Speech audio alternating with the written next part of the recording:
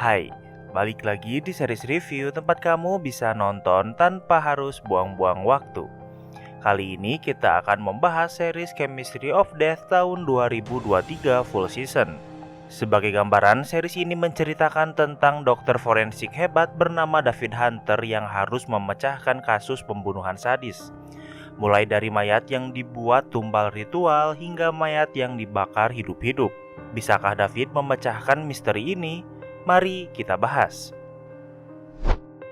Di awal series ini kita akan berada di sebuah hutan di mana dua anak kecil bernama Sam dan Neil sedang bermain berdua. Namun di sana mereka menemukan mayat seorang perempuan dengan keadaan mengerikan yang memiliki sayap seperti malaikat. Waktu berlalu, seorang dokter bernama David menemui mereka karena ibu mereka yang bernama Linda khawatir pada keadaan anaknya. Setelah menemukan mayat di hutan, mereka mengalami trauma dan mereka memberitahu David di mana mereka melihat mayat malaikat ini. David menyarankan Linda untuk membiarkan anaknya beristirahat dan membiarkan waktu yang menyembuhkannya. Linda berkata kalau mungkin mayat itu adalah temannya yang bernama Sally karena Linda bermimpi buruk tentangnya. Di saat yang sama, beberapa polisi menemui mereka untuk menyelidiki mayat yang baru ditemukan ini. Karena David sudah tahu di mana mayat itu, ia mengantar polisi ini. David menunjukkan jalan ke mayat itu, namun ia tidak ingin ikut dengan mereka memasuki hutan. Setelah polisi menemukan mayat itu, David pergi ke rumah Sally Palmer. Terlihat dari keadaan rumahnya, sepertinya rumah ini sudah lama terbengkalai. Di sana, David tidak bisa menemukan Sally, namun ia bisa melihat beberapa keanehan seperti gelas yang pecah. Selain itu, kambing peliharaan Sally juga mati karena kelaparan, yang artinya Sally sudah cukup lama tidak kembali. Kemudian David memanggil detektif bernama Mackenzie untuk memeriksa kasus ini. David tidak terlalu mengenal Sally dan terakhir ia bertemu dengan Sally adalah beberapa minggu yang lalu saat desa mengadakan pesta barbeque. Kemudian David pergi ke klinik di mana ia bertemu dengan pria bernama Dr. Maitland dan seorang perempuan. David memberitahu mereka tentang anak Linda yang menemukan mayat di hutan. Keesokan harinya di sekolah, Neil pingsan saat belajar. David dipanggil guru Neil yang bernama Jenny untuk memeriksanya. Keadaan Neil baik-baik saja dan tak banyak yang bisa David bantu. Di saat yang sama, ayah Neil yang bernama Gary menjemput Sam dan Neil untuk pulang dari sekolah. Waktu berlalu, David pulang ke rumah dan Mackenzie sudah menunggunya. Mackenzie mencari tahu tentang David dan ia menemukan kalau David adalah seorang dokter forensik yang sangat berbakat. Hal ini membuatnya bingung kenapa David berpura-pura menjadi dokter umum di sebuah desa kecil. Mackenzie kesulitan untuk mengidentifikasi mayat sebelumnya dan ia meminta David untuk membantunya, namun David memiliki alasan untuk menolaknya. Di malam hari, David terus memikirkan tentang permintaan Mackenzie dan ia memutuskan untuk membantunya, namun ia tidak ingin melihat mayat itu.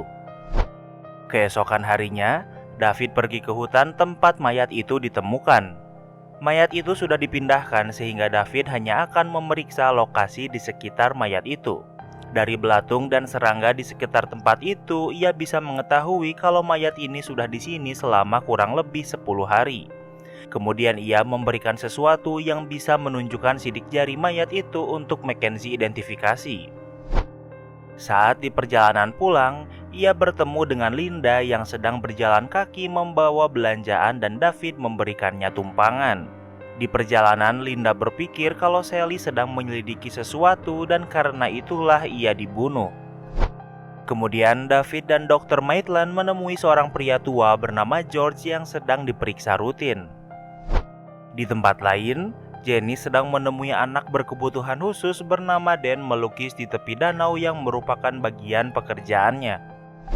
Sementara itu, Linda dan Gary bertengkar dan setiap sore Linda pergi berlari ke hutan. Namun di tengah hutan, ia menemukan mayat burung dengan batu dan daun yang disusun di sekitarnya seperti persembahan ritual. Keesokan harinya, Mackenzie menemui David dan memberitahu kalau Linda menghilang dari kemarin dan tidak bekerja hari ini. David menjelaskan kalau kemarin Linda terlihat gelisah dan juga ketakutan. Kemudian Mackenzie menemui Gary, namun Gary tidak terlihat khawatir. Ia hanya memberitahu kalau istrinya biasa lari sore dan mungkin saat ini ia sedang menginap di rumah temannya. Ia juga menjelaskan kalau kemarin ia seharian di rumahnya bersama anaknya. Di sore hari, Mackenzie mengumpulkan warga desa untuk mencari Linda bersamaan di hutan. Namun beberapa orang terkena perangkap hewan yang tersebar di hutan. Waktu berlalu, Mackenzie memohon David untuk membantu kepolisian menyelidiki kasus ini. Alasan kenapa David tidak ingin melihat lagi mayat karena mayat terakhir yang ia lihat adalah mayat istri dan anaknya yang mati tenggelam. Namun David membulatkan tekadnya kalau ia akan membantu Mackenzie. Ia pergi memeriksa mayat sebelumnya. Dari hasil analisanya, David menemukan kalau tubuh mayat ini dipotong dengan menggunakan 2 pisau yang berbeda. Pisau bergergaji dan pisau berburu. Namun orang yang menggunakan pisau ini juga pengguna tangan kanan dan juga tangan kiri. Artinya mayat ini dibunuh oleh 2 orang. Keesokan harinya, David kembali ke hutan karena polisi menemukan mayat yang dikubur di tengah hutan. Dari celana jeans yang mayat ini pakai, David berpikir kalau mayat ini sudah dikubur sekitar 4 hingga 5 tahun yang lalu. Sehingga artinya mayat ini bukanlah Linda, dan dari struktur tulangnya ia mengetahui kalau mayat ini adalah seorang pria. Selain itu, Mackenzie telah mengkonfirmasi kalau mayat malaikat sebelumnya adalah Sally Palmer. Di tempat lain, di sebuah tempat yang dipenuhi bangkai hewan, Linda sedang diikat dan saat ini ia sangat ketakutan. Sementara itu, di sebuah tempat, pria bernama Ben Anders yang merupakan pemilik tempat penangkaran burung menemui Dan. Dan memeluk seekor angsa yang terluka. Ben tidak ingin angsa ini menderita sehingga mereka harus membunuh angsa ini agar ia tidak menderita. Keesokan harinya, David dan Mackenzie kembali memeriksa mayat Sally. David berpikir kalau orang yang menjahit sayap di punggung mayat Sally adalah orang yang terbiasa menjahit kulit. Sementara mayat pria yang dikubur 5 tahun yang lalu ternyata adalah kakak Sally yang bernama Alan. Namun dari makam Alan, David melihat batu yang tersusun melingkarinya sama seperti yang terjadi pada mayat Sally, yang artinya mereka mungkin dibunuh oleh orang yang sama. Waktu berlalu, David pulang ke rumahnya dan seorang perempuan bernama Tina ingin berbicara dengannya. Ia menjelaskan kalau di malam saat Linda menghilang, Gary sedang berada di rumah Tina. Yang artinya Gary telah berbohong karena sebelumnya ia berkata kalau ia seharian berada di rumah. Gary berselingkuh dengan Tina dan di malam saat mereka bertemu, biasanya Gary berjalan ke rumah Tina, namun malam itu ia menggunakan mobil. Di tempat lain, 2 orang yang sedang memancing menemukan mayat Linda yang sudah tersusun di atas sebuah sarang burung besar. Sementara itu, Tina memberitahu Mackenzie kalau Linda mengetahui hubungan mereka dan telah memberitahu Sally, dan Gary sangat tidak suka itu. Di saat yang sama, Mackenzie menerima telepon yang memberitahunya kalau mayat Linda sudah ditemukan. David pergi memeriksa mayat Linda. David tahu kalau Linda telah mati selama 48 jam, namun ia baru dipindahkan ke sini belum lama. Kemudian Mackenzie ke rumah Gary untuk menangkapnya dan Gary yang takut melarikan diri. Namun pada akhirnya ia berhasil dikepung dan ditangkap. Di tempat lain, kematian Linda dan Sally belakangan ini membuat kondisi David sangat buruk. Jenny yang peduli pada David mengajaknya untuk berlayar untuk menghiburnya. Sementara itu, Gary membantah kalau ia telah membunuh Linda dan Sally, namun tentunya Mackenzie tidak mempercayainya. Di tempat lain, Jenny dan David sedang berlayar di danau dan kini perasaan David membaik. Setelah mereka selesai berlayar, kini mereka memiliki hubungan spesial. Namun Jenny harus segera pergi karena ia memiliki janji bersama Dan. Jenny pergi menemui Dan untuk menggambar di tepi danau. Namun topi Jenny terjatuh ke danau. Saat Jenny akan mengambil topinya, ia terjatuh. Dan menjadi panik dan ia malah pergi dari Jenny. Tak lama kemudian, Jenny pergi mencari Dan. Dan yang khawatir memberi Jenny pakaian, namun pakaian itu memiliki noda darah. Dan menemukan pakaian itu dari sebuah kontainer, dan saat Jenny memeriksanya, seseorang menutup pintu kontainer itu. Keesokan harinya, Jenny tersadar di tempat yang sama seperti Linda ditahan sebelumnya. Tempat itu dipenuhi bangkai hewan dan di sana ada Dan. Dan berkata kalau seseorang meminta Jenny untuk tidur.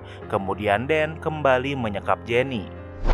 Sementara itu, berita hilangnya Jenny sudah dilaporkan dan rekaman terakhir Jenny adalah saat ia pergi bersepeda ke hutan tempat penangkaran burung milik Ben. Dengan cepat, Mackenzie memanggil pasukan lengkap untuk menggeledah penangkaran burung ini untuk mencari Jenny.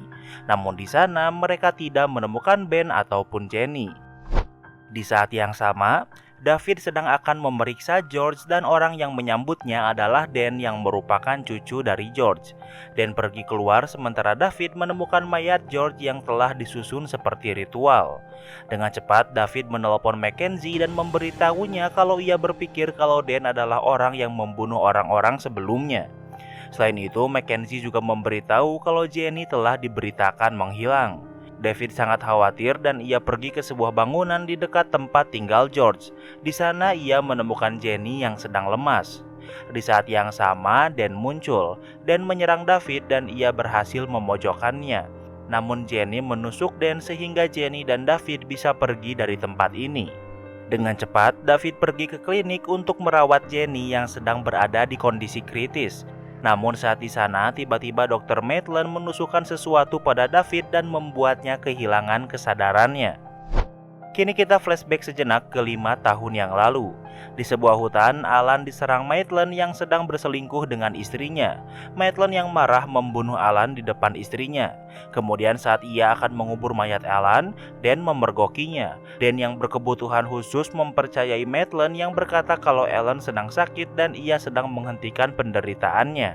Kemudian Dan membantu Maitland untuk mengubur mayat Alan. Kemudian Maitland dan istrinya sedang di perjalanan pulang, namun istrinya dengan sengaja membuat mobil mereka kecelakaan. Istri Maitland meninggal di kecelakaan ini sementara Maitland menjadi lumpuh. Kembali ke masa sekarang, David sudah tersadar walau ia masih lemas. Maitland mengancam David kalau ia akan menyuntikkan sesuatu yang bisa membunuh Jenny dan meminta polisi untuk tidak memasuki klinik. David membuat Maitland marah dengan berkata kalau istrinya dan Alan berselingkuh dan karena itulah Maitland membunuh Alan dan kini ia lumpuh. David menyerang Maitland dan di saat yang sama polisi berhasil masuk dan menyelamatkan David. Waktu berlalu, saat di rumah sakit, Mackenzie memberitahu kalau Maitland telah mengaku kalau yang membunuh Alan, Sally, dan Landy adalah Maitland. Sementara Dan bertugas untuk mengurus mayat mereka. Di malam hari, David tidak bisa tidur dan terus memikirkan hari di mana istri dan anaknya meninggal. Ia menelpon Mackenzie dan memintanya memberikan kasus lain agar ia memiliki kegiatan. Keesokan harinya, Mackenzie memberi kasus tentang mayat di sebuah pulau bernama Runa di Glasgow. Kemudian David pergi ke pulau itu dan di sana ia bertemu dengan mantan detektif bernama Brody yang merupakan orang yang menemukan mayat ini. Ditemani dengan polisi muda bernama Duncan dan Sersan Fraser, mereka pergi ke sebuah rumah yang terpencil. Di sana ada sebuah camper van milik Brody yang ditinggalkan di sini setelah menemukan mayat ini sambil menunggu polisi datang. Brody pergi sementara Duncan, Fraser, dan David memeriksa mayat itu. Yang mereka temukan adalah sebuah mayat yang sudah hangus terbakar. Yang menjadi aneh dari kematian ini adalah mayat ini hangus seolah terbakar api yang sangat panas. Namun entah bagaimana rumah ini tidak ikut terbakar. Dari analisanya, David mengetahui kalau mayat ini adalah seorang perempuan. Dan ia masih belum tahu bagaimana mayat ini dibakar. Hari sudah akan gelap sehingga mereka menghentikan pemeriksaan mereka dan pergi ke hotel. Hotel ini dimiliki seorang perempuan bernama Ellen. Di sana David melihat seorang anak kecil bernama Anna yang merupakan anak Ellen yang mengingatkan David pada anaknya. Di pulau ini tidak ada taksi sehingga Ellen mengizinkan David untuk meminjam mobilnya. Keesokan harinya, David, Duncan, dan Fraser kembali memeriksa mayat hangus ini. Mereka menemukan sebuah anting yang tidak ikut terbakar dan menyimpannya sebagai barang bukti. Di saat yang sama, Brody yang penasaran ingin melihat namun Fraser memintanya pergi karena tempat ini dilarang dimasuki selain yang berwenang. Setelah cukup lama memeriksa, David berasumsi kalau mayat ini sudah di sini sekitar 4 hingga 5 minggu yang lalu. Namun di sana ia menemukan sebuah cairan. Dari atap mereka menemukan sebuah cairan yang sama yang David sadari sebagai lemak tubuh. Ada dua cara yang bisa digunakan untuk membakar manusia hingga menjadi abu. Pertama adalah dengan api yang sangat panas yang tentunya tidak dilakukan karena rumah ini tidak ikut terbakar. Atau yang kedua adalah dengan api yang lebih kecil namun dengan waktu yang sangat lama. Selain itu, David menemukan luka pukulan di kepala mayat ini sehingga David berpikir kalau ini adalah sebuah pembunuhan. Fraser akan menghubungi pusat untuk meminta bantuan, namun di saat yang sama seorang jurnalis bernama Maggie menemuinya. Ia yang penasaran mengambil foto sebelum Fraser mengusirnya. Saat hari mulai gelap, David dan Fraser akan pulang ke hotel sementara Duncan ditugaskan untuk menunggu tempat ini. Saat di perjalanan pulang, David melihat anaknya yang membuatnya mengalami kecelakaan. Keesokan harinya, David terbangun di sebuah rumah milik Michael dan istrinya Grace yang menyelamatkannya dari kecelakaan sebelumnya. Dan David tidak terluka parah dari kecelakaan ini. Di tempat lain, seorang pria pergi ke sebuah kontainer di pinggir danau. Kontainer itu berisi 6 orang dewasa dan pria itu ke sana untuk memberi mereka makanan dan juga minuman. Di tempat lain, David sudah di hotel dan ia memberitahu pusat untuk mengirim pasukan untuk memeriksa. Polisi akan datang besok pagi karena malam ini akan ada badai. Saat di bar, Brody menunjukkan sebuah artikel yang dibuat Maggie pada David. Namun David tidak mempedulikannya. Saat David akan pergi, ia bertemu dengan Maggie. Maggie tahu kalau semalam David tidur di rumah Michael dan Grace.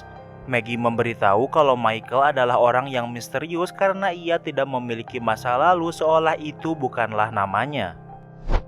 Di tempat lain, Michael dan Grace sedang bersama namun terlihat kalau hubungan mereka sedang tidak baik-baik saja. Sementara itu, David dan Fraser kembali ke tempat mayat karena badai semakin besar sehingga mereka harus mengamankan rumah tempat mayat itu berada. Di tempat lain, nelayan yang dipimpin pria bernama Ian sedang berlindung dan mereka khawatir dengan keberadaan polisi di pulau ini. Ia meminta pria bernama Gunther untuk kembali memberi makan orang-orang di kontainer sebelumnya. Sementara itu, Michael sedang berada di hotel dan ternyata ia sedang berselingkuh dengan Ellen yang saat ini sedang terburu-buru. Tak lama kemudian Ellen pergi ke klinik milik Grace karena ia adalah seorang perawat. Ellen ke sana untuk memeriksa keadaannya yang sedang tidak merasa baikan. Dari hasil analisanya, Grace meminta Ellen untuk melakukan tes pack dan ternyata hasilnya positif. Di tempat lain, David menemui Brody di rumahnya untuk meminta pendapatnya karena Brody adalah seorang mantan detektif. Dari hasil penelitian David pada mayat ini, ia tahu kalau mayat ini adalah seorang perempuan di usia 25 hingga 30 tahun dengan tinggi sekitar 175 cm. Wanita ini meninggal sekitar 4 minggu yang lalu. Dari data orang hilang dengan kriteria yang sama, David menemukan 3 orang yang sesuai. Ketiga orang itu bukan orang dari pulau ini. Brody menyarankan David untuk bertanya pada Ian yang juga merupakan pemilik kapal feri yang mengangkut orang ke pulau ini. Di saat yang sama, Duncan menelepon David kalau keadaan rumah tempat mayat berada sedang dalam kondisi buruk. Fraser dan David dengan cepat datang ke tempat itu untuk mengambil barang bukti untuk diselamatkan. Kemudian rumah itu rubuh dan mereka berhasil selamat karena keluar tepat waktu. Di tempat lain, Ian sedang mencoba menghubungi seseorang dengan radionya. Namun karena badai yang terjadi membuat mereka tidak bisa mendapatkan sinyal. Gunther khawatir dengan keadaan orang di kontainer yang kedinginan namun mereka tidak bisa berbuat apa-apa karena David masih berada di pulau ini. Sementara itu, David dan yang lainnya pergi ke klinik Grace untuk menyimpan barang bukti untuk sementara waktu. Dan Grace dengan senang hati membiarkan mereka menggunakan kliniknya. Tak lama kemudian Grace pulang ke rumahnya dan di sana ia bertemu dengan Maggie yang sudah menunggunya. Maggie menemui Grace untuk membuat artikel tentang klinik ini.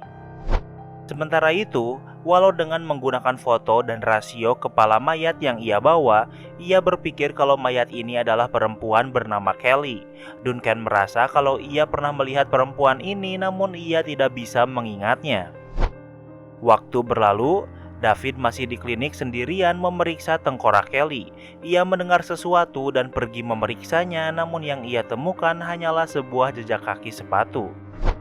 Di tempat lain, Grace dan Maggie masih berbicara. Maggie izin ke kamar mandi, namun ia berbohong dan pergi menggeledah rumah Grace. Ia berhenti setelah menemukan sebuah kartu identitas. Waktu berlalu, Michael sedang bersama Grace di rumahnya. Grace memberitahu tentang Maggie yang ingin membuat artikel tentang klinik. Selain itu, ia juga memberitahu kalau Ellen hamil. Mendengar ini, Grace menangis sementara Michael hanya bisa menenangkannya. Artinya, mungkin Grace sudah tahu tentang perselingkuhan Michael. Di tempat lain, David dan Fraser sedang berada di bar. Ian dan Gunther juga ada di sana dan mereka bertanya apa yang sebenarnya terjadi. Terjadi ketegangan di antara Ian dan Fraser, namun semuanya berjalan dengan baik-baik saja. Sementara itu, Michael menemui Ellen. Ellen ingin melahirkan anaknya dan Michael akan mendukungnya. Ellen adalah teman Grace dan Michael mengajak Ellen untuk pergi berdua dan memulai kembali. Di malam hari, badai semakin besar. David yang tidak bisa tidur kembali ke klinik untuk memeriksa mayat ini. David tertidur namun ia terbangun karena seseorang membakar klinik ini. Sementara itu, Duncan masih menunggu di rumah di bukit sendirian. Di sana ia merasa ada seseorang yang mendekatinya namun ia tidak menemukan siapapun. Di tempat lain, klinik terkunci namun Ian berhasil menyelamatkan David dan keluar dari klinik tepat waktu. Warga berbondong-bondong untuk mematikan api di klinik ini. David memberitahu Fraser kalau seseorang ingin menghancurkan barang bukti. Siapapun yang membunuh Kelly masih berada di pulau ini. Fraser yang khawatir pergi memeriksa Duncan, namun ia sudah terlambat karena Duncan sudah dibunuh dengan cara dibakar di mobil camper van di sana. Waktu berlalu, orang-orang berkumpul di bar. Ian meminta Gunther untuk memindahkan orang di kontainer sementara ia akan menarik perhatian warga untuk tetap di sini. Di tempat lain, David memeriksa mayat Duncan. Ia menemukan luka di kepala Duncan yang artinya seseorang menyerangnya terlebih dahulu sebelum membakarnya. Di saat yang sama, Brody menemukan sebuah tutup jerigen. David mengenali ada bau bensin dari tutup jerigen itu. Sementara itu, kondisi orang yang bersembunyi di kontainer memburuk dan Gunther membawa mereka keluar dari kontainer ini. Di tempat lain, David, Fraser, dan Brody sudah kembali ke bar. Fraser meminta Ian untuk meminjaminya radionya untuk menghubungi pusat. Namun Ian penasaran kemana Fraser saat orang-orang sibuk memadamkan api di klinik. Fraser terpaksa memberitahu semua orang kalau seseorang telah membunuh Duncan. Mendengar ini, Ian mengizinkan Fraser untuk menggunakan radionya. Di saat yang sama, anak Ian yang bernama Kevin kembali ke markas untuk memberitahu Gunther untuk memindahkan orang-orang karena Fraser akan datang. Tak lama kemudian, David dan yang lainnya sampai ke markas Ian. Ian mencoba menghubungi penjaga pantai namun ia tidak bisa mendapatkan balasan apapun. Sementara itu, Brody melihat sebuah jerigen dengan tutup yang hilang. Kemudian ia bertanya apakah ada yang mengenal perempuan bernama Kelly. Kemudian David menunjukkan fotonya dan Ian pernah melihat wanita itu menggunakan ferinya. Namun ia hanya melihatnya saja. Kemudian David dan yang lainnya pergi. Namun saat di luar, David bisa mendengar suara seseorang yang batuk dari dalam kapal. Di sore hari, Michael menemui David dan meminta bantuannya karena Grace menghilang. David dan Grace kembali ke rumah dan mereka melihat pecahan kaca dan darah di sana. David meminta Michael menunggu di sini sementara ia akan mencari Grace. Dan David berhasil menemukan Grace di dermaga. Saat ini Grace sedang galau karena ia tahu tentang perselingkuhan Michael dengan Ellen, apalagi sekarang Ellen sedang hamil. David bercerita kalau ia tahu apa yang Grace rasakan sekarang karena ia kehilangan istri dan anaknya bersamaan. Mendengar itu, Grace membatalkan bunuh dirinya. Di tempat lain, Kevin memasuki kapal tempat orang-orang di kontainer disembunyikan. Ia ke sana untuk memberi mereka makanan, namun salah satu dari mereka sedang sakit parah. Kevin pergi menemui ayahnya dan memberitahunya kalau salah satu dari mereka sakit. Namun mereka tidak bisa melakukan apapun selain menunggu badai berlalu untuk mengantar mereka pergi ke pulau utama. Di tempat lain, Maggie ke rumah Grace untuk membuat artikel tentang klinik. Namun Michael menolak untuk membuat artikel, namun Maggie memberitahu tentang kasus hilangnya seorang perempuan bernama Siobhan. Grace dan David sudah sampai di rumah dan David akan pulang bersama Maggie. Di perjalanan, Maggie menjelaskan kalau Siobhan adalah mantan Michael yang diberitakan menghilang. Maggie berpikir kalau Michael memiliki hubungan dengan kasus ini. Di tempat lain, Fraser dan Brody pergi ke markas Ian untuk memintai keterangan, dan Brody ingin meminjam jerigen di sana. Sementara itu, David sedang berada di luar dan memeriksa kapal di mana ia mendengar seseorang batuk sebelumnya. Namun dari kapal itu, ia tidak menemukan siapapun. Hal ini karena Kevin dan anak Fraser yang bernama Mary memindahkan mereka ke sebuah rumah untuk dirawat. Sementara itu, Maggie sedang berada di rumah bukit untuk menemui seseorang dan seseorang mendekatinya. Di saat yang sama, dari kejauhan, David bisa melihat sebuah cahaya api dari bukit. Sumber api ini adalah mobil Maggie yang terbakar dengannya di dalamnya yang sedang diikat. Tak lama kemudian, David, Fraser, dan Brody sampai ke bukit dan Maggie masih hidup. Namun mereka tidak bisa menyelamatkannya hingga mobil itu meledak dan tentunya membunuhnya. Di tempat lain, seseorang memeriksa kapal dan mereka tidak bisa menemukan orang yang ternyata adalah imigran. Kevin tidak memberitahu mereka kalau ia telah memindahkan imigran itu. Ian memerintahkan anak buahnya untuk mencari para imigran ini. Di tempat lain, David memeriksa camper van untuk mencari tahu apakah yang membunuh Duncan dan Maggie adalah orang yang sama. Namun di camper van itu ia menemukan satu anting yang sama seperti yang ia temukan di mayat Kelly sebelumnya. Sementara itu, untuk mempermudah pencarian imigran ini, Ian meminta warga pulau untuk menunggu di rumah masing-masing dengan alasan agar semua orang aman.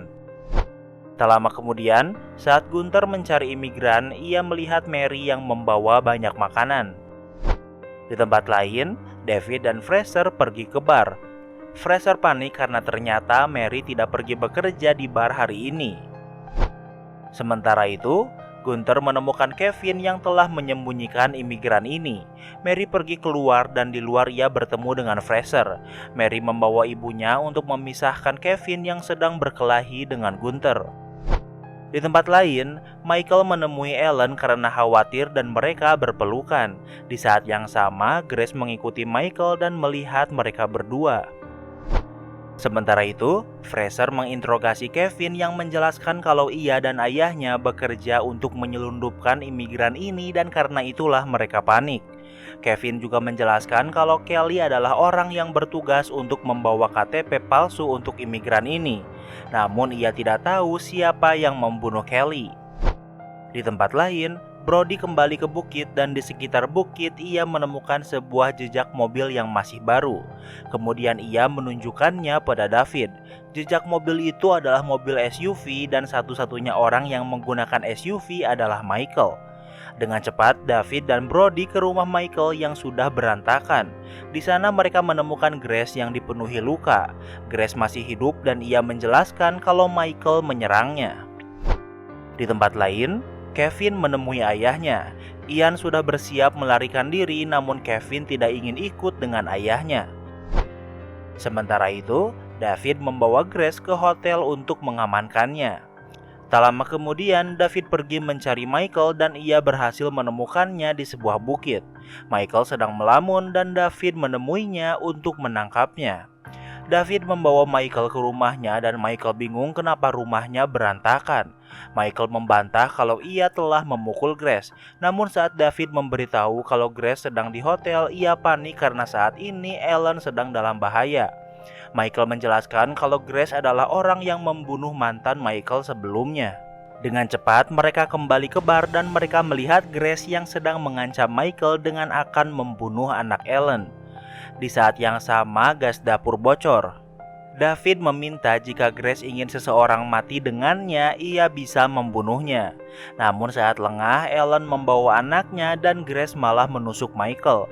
Keadaan Michael parah dan ia ingin David dan Fraser pergi karena ia akan bunuh diri dengan meledakkan tempat ini. Michael juga menjelaskan kalau ternyata Grace adalah saudarinya. David dan Fraser berhasil keluar tepat waktu, namun Fraser berhasil mematikan gas ke dapur terlebih dahulu sehingga tidak terjadi ledakan. Namun saat Fraser kembali, ia tidak bisa menemukan Grace sementara Michael sudah meninggal. Tak lama kemudian badai berhenti dan polisi tambahan dari pusat sudah datang ke pulau. Di saat yang sama, David baru saja menerima pesan dari Duncan yang baru sampai. Duncan memberitahunya kalau ia kenal Kelly karena ia adalah kakak kelasnya di sekolah, namun nama aslinya adalah Becky. Kemudian David menemui Brody. Orang yang membunuh Maggie adalah Grace, namun Grace tidak memiliki motif untuk membunuh Duncan dan Becky. Brody menjawab kalau Becky adalah anaknya dan ia adalah seorang pencandu narkoba. Suatu hari Brody sangat kesal pada Becky karena terus membuat masalah. Brody ingin memberinya pelajaran namun tanpa sengaja malah membunuhnya. Brody juga mengaku kalau ia membunuh Duncan karena Duncan bisa memecahkan kasus ini. Brody tidak ingin merusak namanya karena pembunuhan ini, sehingga ia memutuskan untuk bunuh diri di depan David. Waktu berlalu, David kembali dan memulai hidup yang baru bersama Jenny. Namun di saat yang sama, ia kembali bertemu dengan Grace yang menusuknya dan dengan begitu series ini pun berakhir. Itulah alur cerita series Chemistry of Death. Jangan lupa like video ini kalau kamu suka dengan video ini dan jangan lupa juga cek video kita lainnya. Terima kasih sudah menonton dan sampai bertemu lagi di series berikutnya.